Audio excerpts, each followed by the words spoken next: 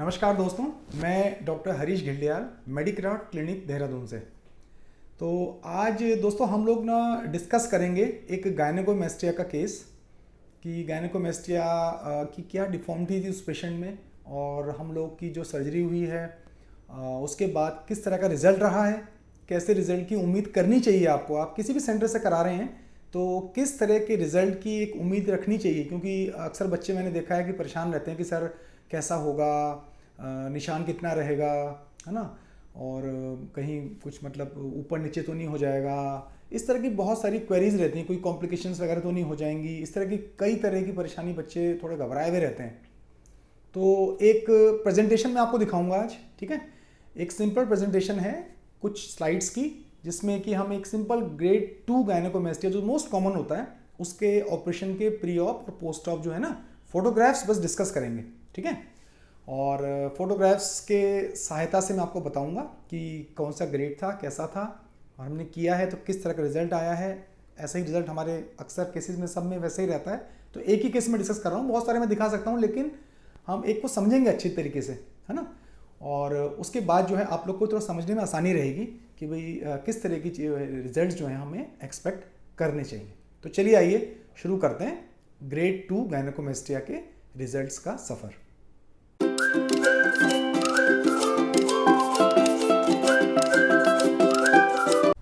तो दोस्तों फिर शुरू करते हैं आज का जो हमारा केस है गायनेकोमेस्टिया ग्रेड 2 का, और देखते हैं जानते हैं कि उसके रिजल्ट्स जो हैं किस तरह के हमें मिल सकते हैं।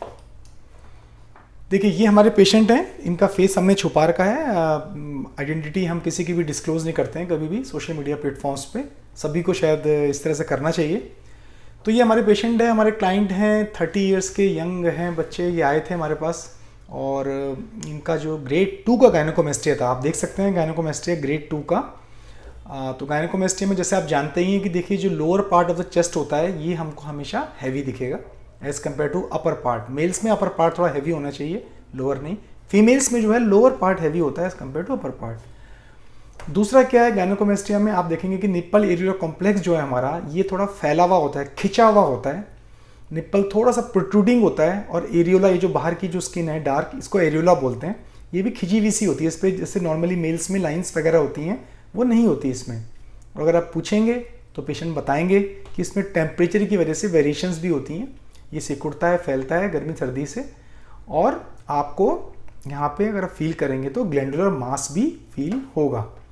तो ग्रेड 2 के इनको डायग्नोसिस हमने बनाया इनके साइज़ के हिसाब से, और इनको फिर प्लान किया हमने लाइपोसक्शन एंड ग्लैंड रिमूवल। और हम ये सर्जरी यहाँ पे अंडर लोकल एनेस्थीसिया ही करते हैं। तो डे केयर प्रोसीजर होता है, आपको आना होता है और बस ऑपरेशन 3 घंटे का होता है। 1 घंटे में हम आपको फॉलोअप में देखते हैं यहाँ पे, और फिर आपको भेज देते हैं रिकवरी में थोड़ा देखने के बाद। तो ये देखिए आप इस तरह साइड में भी देखेंगे तो इस तरीके से गायनेकोमेस्टिया की चेस्ट दिखती है, काफ़ी प्रोट्रूडिंग होती है, निप्पल भी प्रोट्रूड कर रहा होता है, तो देखने में अच्छा नहीं लगता, है ना। दूसरे व्यू से देखेंगे तो फिर देखिए उसी तरीके से चेस्ट जो है काफ़ी प्रोट्रूड कर रही है, निप्पल एरियोला कॉम्प्लेक्स भी प्रोट्रूड कर रहा है। तो बच्चे जो हैं अपना जो बेयर चेस्टेड रहना जहाँ पर भी ज़रूरी है, जिम्स वगैरह में, स्विमिंग में, वहाँ पे बच्चे थोड़ा शर्म महसूस करते हैं। तो ये बहुत इंपॉर्टेंट कॉज होता है कि जो गायनेकोमेस्टिया सर्जरी का करने का कारण होता है, क्योंकि इसमें बच्चों का साइकोलॉजिकल डेवलपमेंट, जो मेंटल डेवलपमेंट है ना, वो कहीं ना कहीं रुकता है। तो बच्चे तो ये समझते हैं, लेकिन मैंने देखा कई पेरेंट्स जो हैं इस चीज़ को समझते नहीं हैं, और बच्चों के कहने के बावजूद कि भी मुझे इसका ऑपरेशन करा दीजिए, वो बहुत एग्रेसिवली इसमें आगे बढ़ के आते नहीं हैं।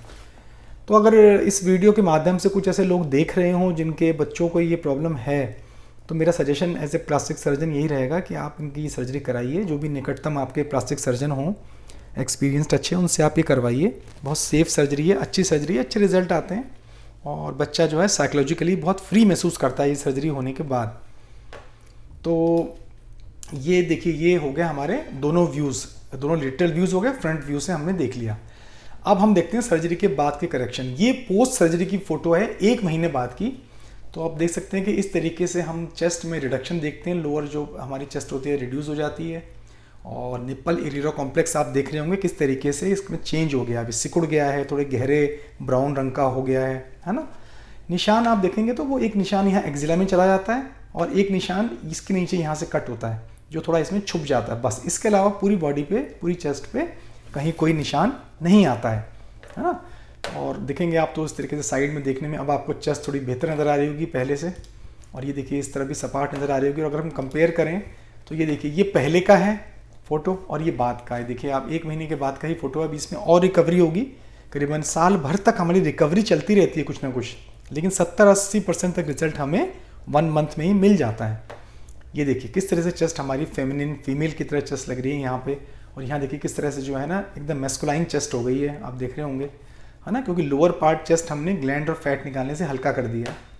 और ये निप्पल लीडर कॉम्प्लेक्स देखिए किस तरह से खिंचा हुआ है, फीमेल का जैसा होता है वैसा लग रहा है यहाँ पे आपको। यहाँ एकदम मैस्कुलाइन लग रहा है क्योंकि इसके पीछे की जो ग्लैंड वगैरह थी वो हमने साफ कर दी है। अब साइड्स में भी आप देखेंगे तो पहले किस तरह से प्रोट्रूडिंग थी चेस्ट, और आप देखिए कितनी फ्लैट हो गई है, ये फ़र्क पड़ जाता है ना।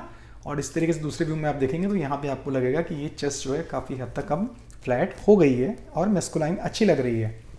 तो ये चीज़ बहुत ज़रूरी होती है क्योंकि बच्चों का जो मैंने बताया आपको जो बाहर की एक्टिविटीज़ हैं वो बहुत फ़र्क पड़ जाता है उनसे। अगर बच्चों को गायनेकोमेस्टिया है, वो शर्म के मारे बता नहीं पाता पापा को या मम्मी को, घर में किसी को, कपड़ों पे कपड़े पहनता रहता है। सर्दियों में तो काम चल जाता है लेकिन गर्मियों में दिक्कत आती है। संगी साथी छेड़ने लगते हैं कई बार, वो परेशान, टीजिंग शुरू हो जाती है उनकी, तो बेचारा अंदर ही अंदर बहुत परेशान हो जाता है। तो ये जो माँ बाप देख रहे हैं, मेरा मैसेज उन तक ज़रूर ये पहुँचे कि आप कोई बच्चे को अगर इस तरह की कोई समस्या है तो आप ये ज़रूर इसका ऑपरेशन कराएं और जल्दी से जल्दी कराएं, क्योंकि जितने साल तक बच्चा इस प्रॉब्लम में रहेगा उसका मानसिक जो विकास है ना वो कहीं ना कहीं बाधित रहेगा।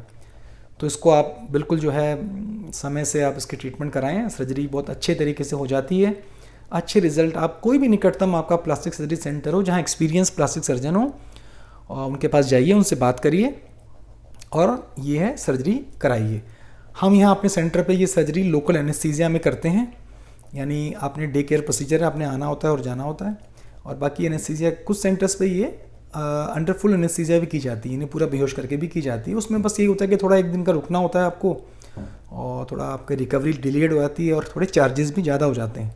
तो हम लोग तो इसको under local anaesthesia day care procedure ही करते हैं।